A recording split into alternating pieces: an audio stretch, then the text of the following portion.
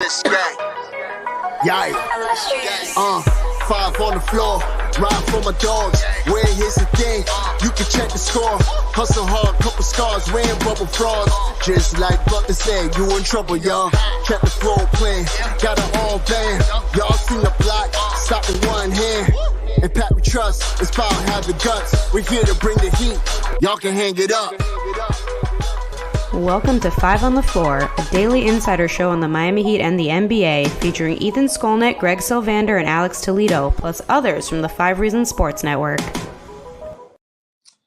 All right, welcome in a little bit early here. Welcome to 5 on the Floor live here on the 5 Reasons YouTube channel. Make sure you hit like and subscribe.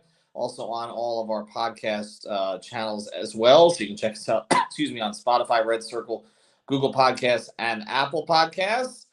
Tonight's floor plan, I got Greg Sylvander. You can follow him at Greg Sylvander. Again, I'm Ethan Skolnick. You can follow me at Ethan J. Skolnick. And at 5 Reasons Sports, Alex and Brady are at the game tonight, so they will not be joining us. Greg just did the entire playback show, so I'll try to carry him a little bit here tonight since he was carrying others. We thank those who joined us on there, including Mateo Mayorga in our network, but also many others from outside. The Miami Heat with a big win tonight against the Cleveland Cavaliers. They salvaged a 3-3 road homestand, which means that they did better than I thought they were going to do. So I said 2-4, but not as well as most people thought they had to do, which was 4-2. So they get the split against Cleveland.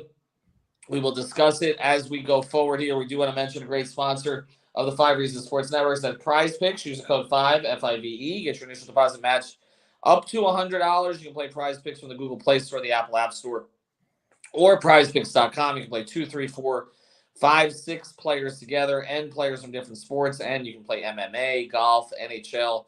They're all on there as well. So go to prizepicks.com, use the code 5, F-I-V-E.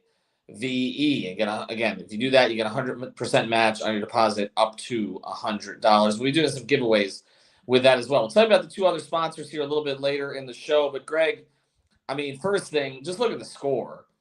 The Heat put up 119 tonight. They struggled to get to 100 the other night. And look, this game looked gone. It looked gone. And we're going to talk a lot about the greatness of Jimmy Butler tonight. But Tyler Herro, for a little bit, put him on his back this evening as well. And he did it on a night where the guy that he's always compared to, one of the guys he's always compared to, Donovan Mitchell, was going nuclear in a way he has not against the Heat previously, this time with Darius Garland sideline. But we got it before we get to Jimmy, because we will get to plenty of Jimmy and how they pull this thing out. They don't win this game without Tyler having that stretch. No, he was big. And I think that when we talk about what they need from Tyler right now, it is offense, but it's efficient offense. I think that shot selection is important. I think that the fact that he's rebounding above his size is important. Like, that to me is an indicator that he's engaged in a way that's going to be good for the team. When I see the rebound numbers up, when the rebound numbers are down, things tend to get a little weird and you're settling and such. So I think that it was a really good game by Tyler. Obviously, Donovan Mitchell is going to go crazy at times. He's a nuclear scorer. There's no doubt about that. But I ultimately think that the rebound performance by Max, which we're going to get into later in the show, is, I think, another big part of this, because you start to see that when you shoot 48% from 3, the Heat were 14 of 29 tonight, things tend to go better. I just ultimately think that we keep harping on the make or miss elements of this team being reliant on 3-point shooting built around Bam and Jimmy. And again, this is another night that exemplified that. Yeah, no doubt. The shooting is critical, but there were also some pretty decent defensive stretches in this game, and particularly in the fourth quarter. I thought the minutes management was better tonight from Spoelstra. It was helped that he did have some of the foul trouble that some of the guys, particularly Bam, had dealt with in prior games. You mentioned the bounce back game from Max. That matters, especially because he missed the last shot in the last game, right? So the fact that I talked to him in the locker room, he didn't really seem like he was thrilled to discuss it. I said, "Did it feel good coming off your hand?" He goes, "Always." I know he's felt like the ball's come off his hands pretty well this year, but he's shooting 33% from 3.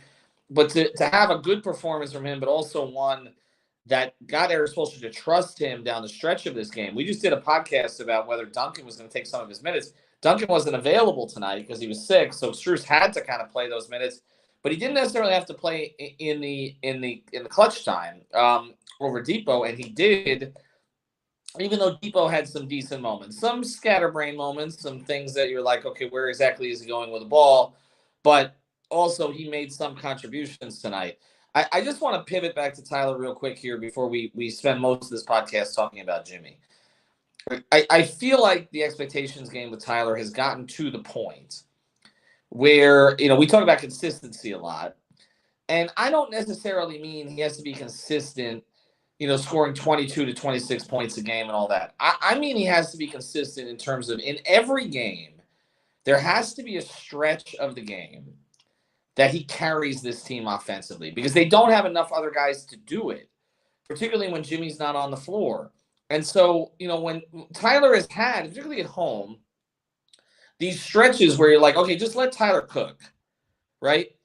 Mm-hmm. But I want to see, it doesn't have to be for 4 quarters. No. Right? But give us a quarter in every game where he does what he did today, where he basically is the bridge to Jimmy. They need a bridge to Jimmy, okay? This whole thing is being set up by Spoelstra. Again, like it or don't like it, 8-minute mark, 6-minute mark, whatever, where he's trying to essentially get Jimmy as rested as possible for a final frenzy in these games because these games are close. So he wants Jimmy at peak energy, peak efficiency for basically a 6-minute, it's just 6 minutes of Jimmy Butler fury. That's what he's trying to get to here. And tonight he got it, but he only gets there because Tyler carried them to that point, okay? And so, there are different pockets of the game. This team is never, we were talking about this on playback, they're never going to look fluid. Their top 3 guys. They just don't. They don't play off each other that well. It's just, the Bam Herro pick and roll, which was great early in the season, kind of flamed out.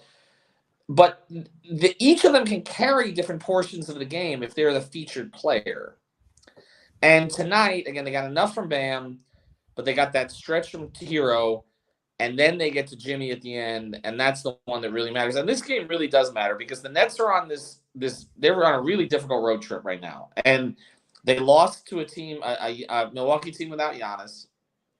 And, they've got Denver on this trip. They have a difficult trip coming up. This is a time to make up some ground. We're going to go, but Greg, we're going to talk Jimmy in the last 10 minutes of this. So Alejandro Villegas, our producer, if you have any comments, put them up because I'm not able to see them at the moment. So if we have any, I can try to react to them here. We do want to mention a couple of sponsors here at the 5 Reasons Sports Network and of this particular program. Our friend Lynette, she's always on playback with us. She's in the pregame. She's in the postgame. But she also is really good at insurance, okay? So reach out to her for life insurance, for any kind of insurance, essentially renter's insurance, but especially for car insurance. She does a great job of hooking you up with car insurance, even if you do not have a great driving record. Reach out to her at Aggressive Insurance, insurancebylynette.com, 954-581-8800. That's 954-581-8800. And we always mention here odmpsi.com. That's ODM Performance Solutions. We've mentioned this in the context of if you run a business, they can help find employees for you, and they can. They're terrific consulting business based here in Pembroke Pines, service all 3 counties. But also, if you're looking for a high-end job, they're the place to go because they can connect you on the other end of this thing. So trust their approach. Go to odmpsi.com. That's odmpsi.com. They work with banks. They work with supermarkets. They can find you a high-end executive job. All you need is a resume and a conversation here. So mention us when you go to them. Go to odmpsi.com. Reach out to George or Josh or any of the rest of their team. The ODM Performance Solution of the game tonight, Greg. Jimmy Butler's playing. Go ahead. Go ahead. No. Go ahead. Okay. I mean, Jimmy Butler's playing at a higher level than he's played at any time during a regular season in Miami. Like the level he's played at this is LeBron efficiency level over the past 10, 12 games for him. This is what we keep coming back to. You are at the height of Jimmy Butler's powers. You saw them in the Eastern Conference Finals last year. He's not any different of a player. He hasn't regressed as a player. Stop it. It's not that long ago that we were all having those experiences. They're not that long ago. He's ready to do that again. And so I think that seeing him continue to be so efficient and continue to find ways to impact the game. I also back to Herro just slightly because it does impact the way that this moves forward and the way that they finish with Jimmy leading, is that Tyler Herro in his games in March so far is his field goal attempts are down 3 from the month prior, which I think is telling. But he's shooting 42% from downtown. So I think that also is something to continue to watch, because the more those shots go in, the more it opens things up.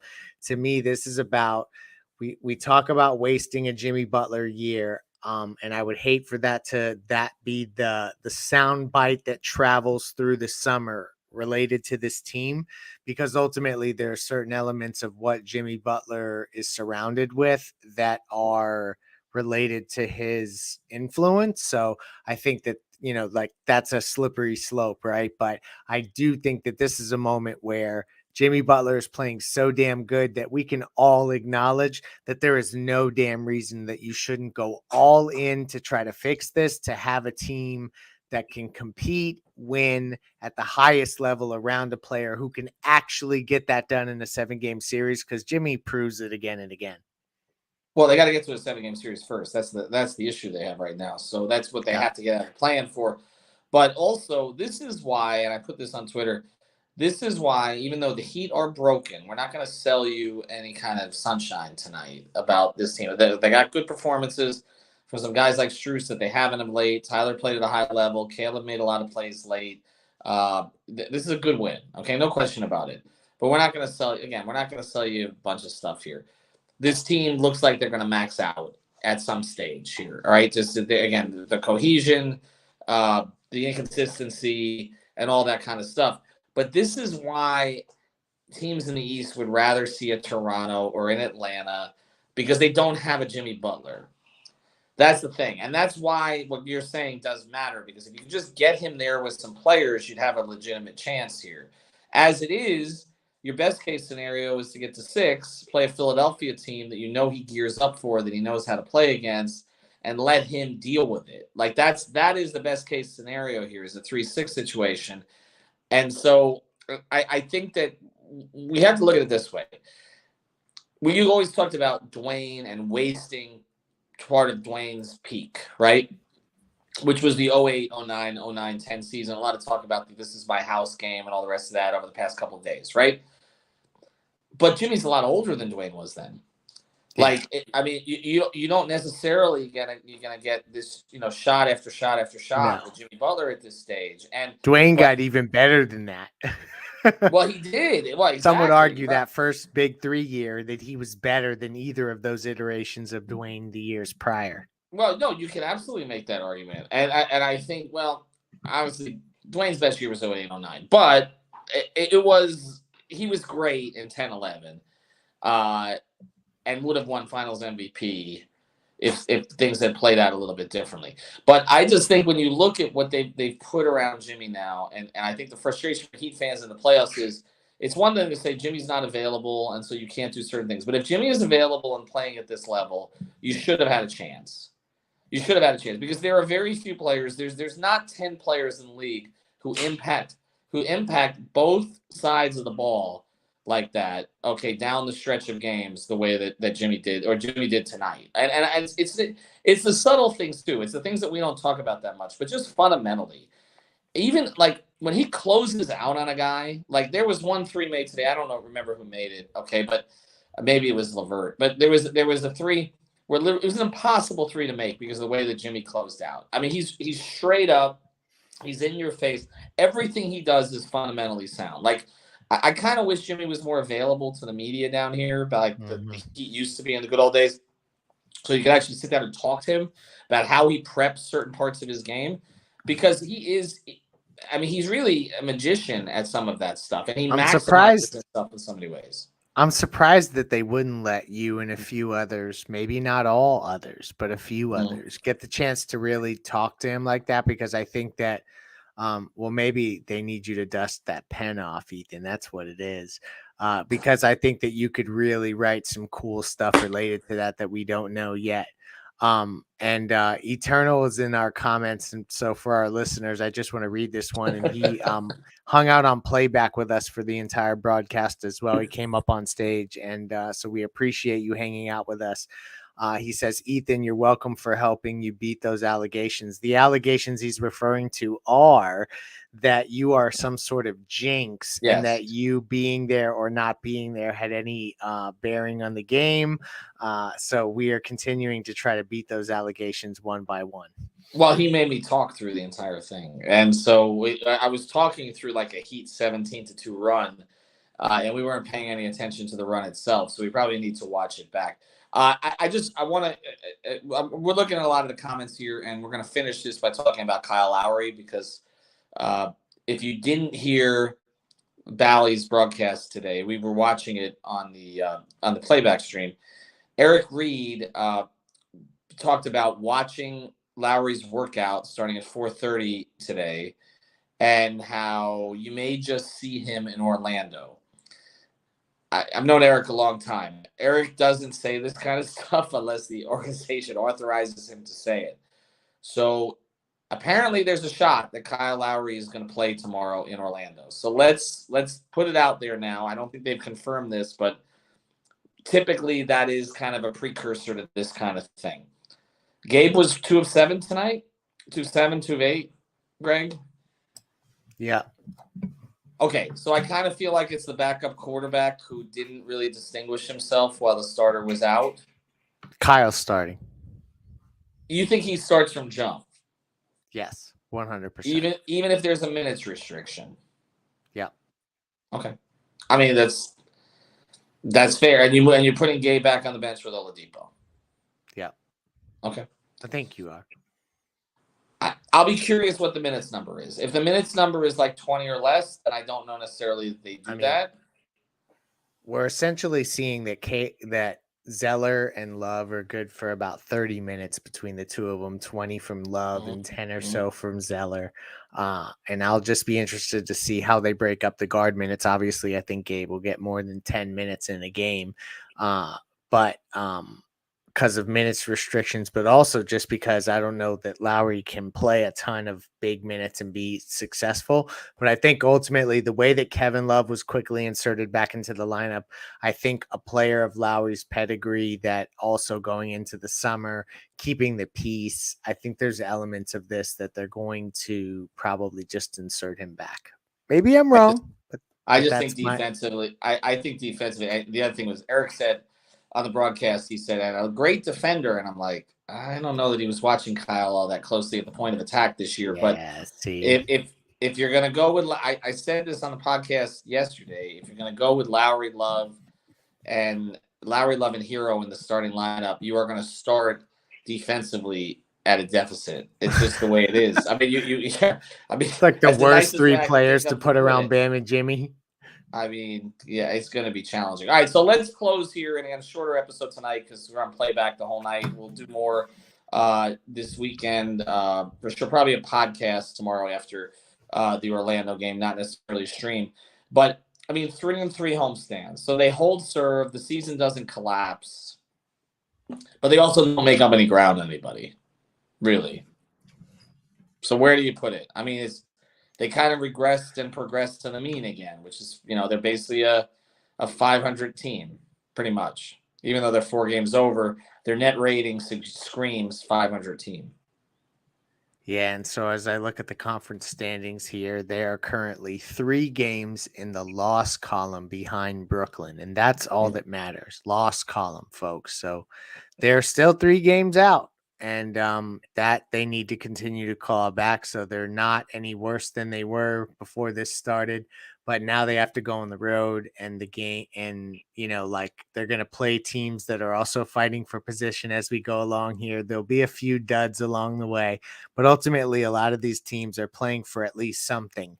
And Orlando has never been fun, that there's always the hashtag of course moments that come with playing the Magic. So I will be interested to see here. But that's the ultimate thing, is watching what Brooklyn does. They have 29 losses. The Heat have 32 losses, and so now we see how close they can get to that so that they avoid this playing, because that appears to be the short-term goal of this exact roster for now. Yeah, get to the 6th. And the other thing about Orlando, though, is they're not really playing for really anything but lottery positioning at this point.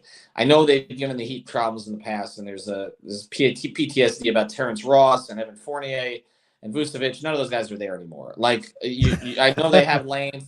I understand that you have to get this win. And then I say that, and they'll lose it like they lost the 2 in Charlotte. But we'll see how that plays out. All right, thanks, everybody, for joining us. A little bit shorter episode here on a Friday night. Everybody get some rest. We'll be back on a podcast, or at least I will, Saturday night, the game in Orlando. Have a good night, everybody.